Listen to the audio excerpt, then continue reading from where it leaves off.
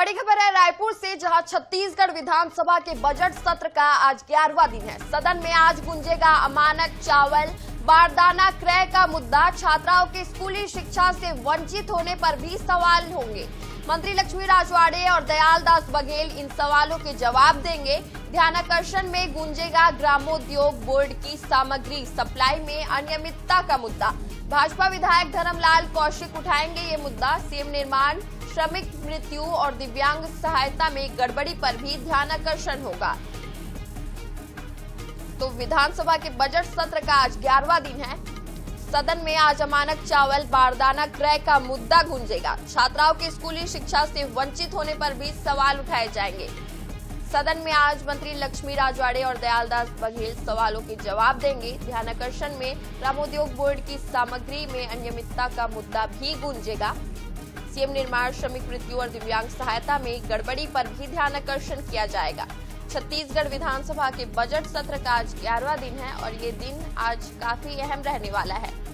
कई मुख्य विषयों पर चर्चाएं होंगी। मंत्री लक्ष्मी राजवाड़े और दयालदास बघेल आज सवालों के जवाब देंगे।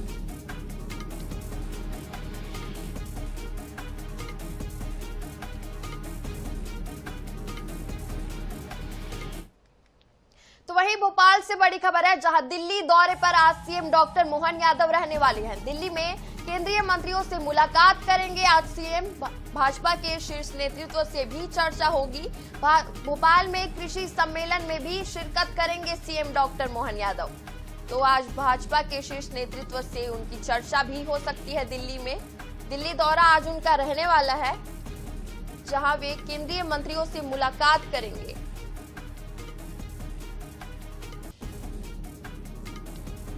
वहीं भाजपा के शीर्ष नेतृत्व से भी उनकी चर्चा होगी। भोपाल में कृषि सम्मेलन में भी शिरकत करेंगे सीएम डॉक्टर मोहन यादव। दिल्ली दौरे पर आज रहने वाले हैं सीएम। दिल्ली में केंद्रीय मंत्रियों से मुलाकात करेंगे। उसके बाद भाजपा के शीर्ष नेतृत्व से भी उनकी चर्चा होगी। भोपाल में कृषि सम्मेलन में भी शिरकत करेंगे सीएम।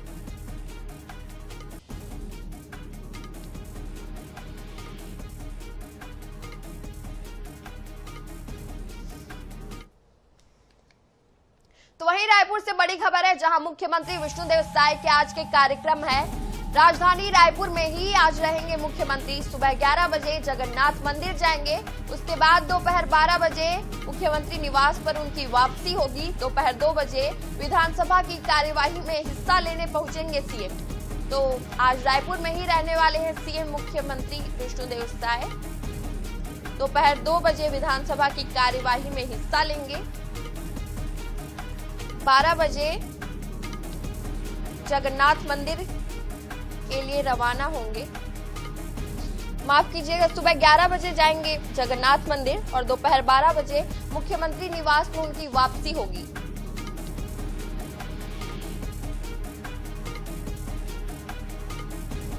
तो आज राजधानी रायपुर में ही रहेंगे मुख्यमंत्री। सुबह 11 बजे जगन्नाथ मंदिर जाएंगे। दोपहर 12 बजे मुख्यमंत्री निवास में उनकी वापसी होगी।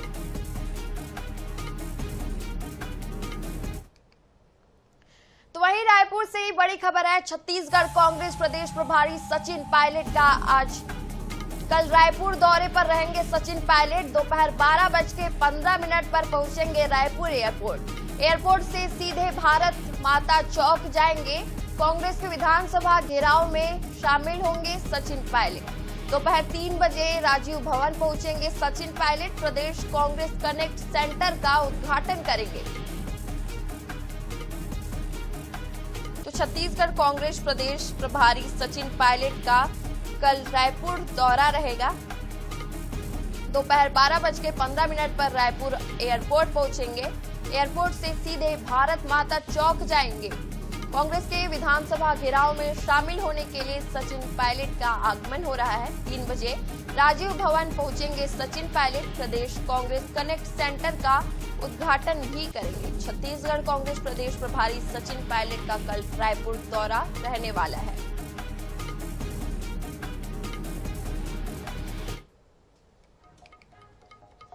वहीं चुनाव आयोग ने रविवार को असम, केरल, पुडुचेरी, तमिलनाडु और पश्चिम बंगाल के विधानसभा चुनाव का ऐलान कर दिया। बंगाल में 2 फेज 23 और 29 अप्रैल को वोटिंग होगी। तमिलनाडु, केरल, असम और पुडुचेरी में सिंगल फेज में चुनाव होंगे। तमिलनाडु में 23 अप्रैल, केरल, असम और पुडुचेरी में 9 अप्रैल को मतदान होगा। पांचों राज्यों का रिजल्ट 4 मई को आएगा। मुख्य चुनाव आयुक्त ज्ञानेश कुमार ने बताया कि 5 राज्यों यूटी में 17.4 करोड़ मतदाता है। यहाँ 824 सीटों पर चुनाव होने हैं। इन राज्यों में आज से ही आचार संहिता लागू हो गई है। बता दें कि 2021 में इन सभी 5 राज्यों के चुनाव का ऐलान 26 फरवरी को किया गया था। पिछली बार बंगाल में 8 चरणों में चुनाव हुए थे।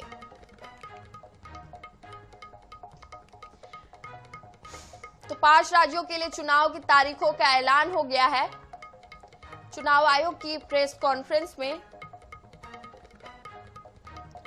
5 राज्यों में विधानसभा चुनाव की तारीखों का ऐलान हुआ है।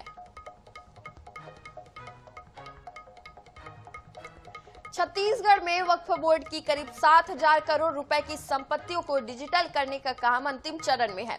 90% से ज्यादा संपत्तियों का रिकॉर्ड पोर्टल पर अपलोड किया जा चुका है। हालांकि इस प्रक्रिया के दौरान कई संपत्तियों पर अवैध कब्जों की जानकारी भी सामने आई है। अब इन मामलों में कार्रवाई की तैयारी की जा रही है। देखिए खास रिपोर्ट।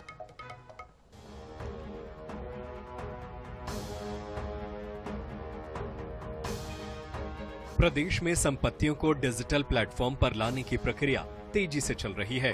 प्रदेश में वक्फ बोर्ड की 4,000 से ज्यादा संपत्ति दर्ज है, जिनमें कुल कीमत करीब 7,000 करोड़ रुपए से अधिक बताई जा रही है। इनमें से लगभग 90% संपत्तियों की जानकारी पहले ही केंद्र सरकार ने उमंग पोर्टल पर अपलोड की जा चुकी है, जबकि करीब 200 संपत्तियों का डेटा अभी अपलोड होना बाकी है। वक्फ बोर्ड के मुताबिक कई संपत्तियों के दस्तावेज अधूरे होने और नई संपत्तियों की जानकारी सामने आने की वजह से अपलोडिंग प्रक्रिया में थोड़ा समय लग रहा है। वक्फ पोर्टल का एक समय था और सुप्रीम कोर्ट ने दिशा निर्देश दिए थे कि अब टाइम नहीं बढ़ेगा, तो छत्तीसगढ़ राज्य वक्फ बोर्ड वक्फ ट्रिब्यूनल में गया। उसके कारण 2 महीने का समय मिला। तो जो प्रॉपर्टी हमारी छूट गई थी वो प्रॉपर्टी को वक्फ पोर्टल में चढ़ाया जाए। छत्तीसगढ़ की जितनी भी प्रॉपर्टी है वो एक क्लिक करने के बाद पता चल जाएगी छत्तीसगढ़ की प्रॉपर्टी कहाँ पर है, उसका क्या उपयोग हो रहा है और वर्तमान में किराया कौन है। वहीं प्रदेश में वक्फ बोर्ड की कई संपत्तियों पर अवैध कब्जे का मामला भी सामने आया है। बताया जा रहा है कि करीब 5,000 करोड़ रुपए की संपत्तियों पर कब्जा है।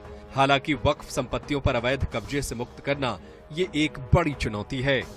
छत्तीसगढ़ में वक्फ संपत्तियों को उमंग पोर्टल पर अपलोड करने का काम तेजी से चल रहा है। अब तक 90% संपत्तियां उमंग पोर्टल पर अपलोड कर दी जा चुकी हैं। अगर बात करें, छत्तीसगढ़ में करीब 4,000 वक्फ बोर्ड की संपत्तियां हैं, जिनकी अनुमानित कीमत करीब 7,000 करोड़ रुपए है। लेकिन अब सबसे बड़ी चुनौती वक्फ बोर्ड के लिए वो ये है कि अधिकतम संपत्तियों पर अवैध कब्जा है और कब्जे के तहत वक्फ संपत्तियां वक्फ बोर्ड के किसी काम नहीं आ पा रही हैं। एक और जहां उमंग पोर्टल पर वक्फ संपत्तियों को रजिस्टर किया जा रहा है, तो वहीं दूसरी ओर अब जल्द ही जो वक्फ बोर्ड की संपत्तियों पर काबिज हैं, अवैध कब्जा है, उन्हें हटाने का काम भी शुरू किया जाएगा। कैमरा पर्सन सूर्यकांत गौतम के साथ मोहम्मद सैन, आर एस 24/7, रायपुर। तो वहीं बालाघाट शहर में जबरन वसूली का एक बड़ा मामला सामने आया है, जिसमें मकान मालिक से 50 लाख रुपए की मांग करने वाले 2 किराएदारों पर मामला दर्ज कर पुलिस ने गिरफ्तार किया है और उनका जुलूस भी निकाला। मुख्य आरोपी राजकुमार उर्फ राजा कुकरेजा के खिलाफ पहले से ही कई गंभीर अपराध दर्ज है। मामले की शिकायत पीड़ित रमन गौतम ने थाने में की थी, जिसमें बताया गया कि उनका गौतम कॉम्प्लेक्स जर्जर हो गया है और नगर पालिका निगम के आदेश पर उसे डिसमेंटल करना है। कॉम्प्लेक्स की एक दुकान में दोनों आरोपी किराए पर है। जब उन्हें खाली करने कहा गया तो उन्होंने मकान और दुकानों की रजिस्ट्री अपने नाम कराने का दबाव बनाया, नहीं तो 50 लाख रुपए की मांग की।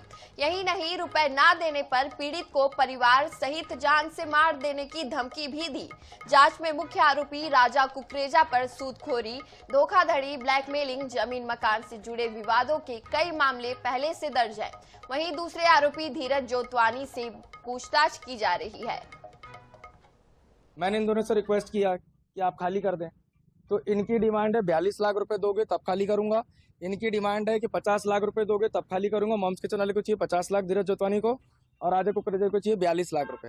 अब मैं इनको ये पैसे दूं तो ये खाली करेंगे। मैंने इनसे 2021 में 50,000 रुपए ब्याज पे पैसे लिया था 5% से।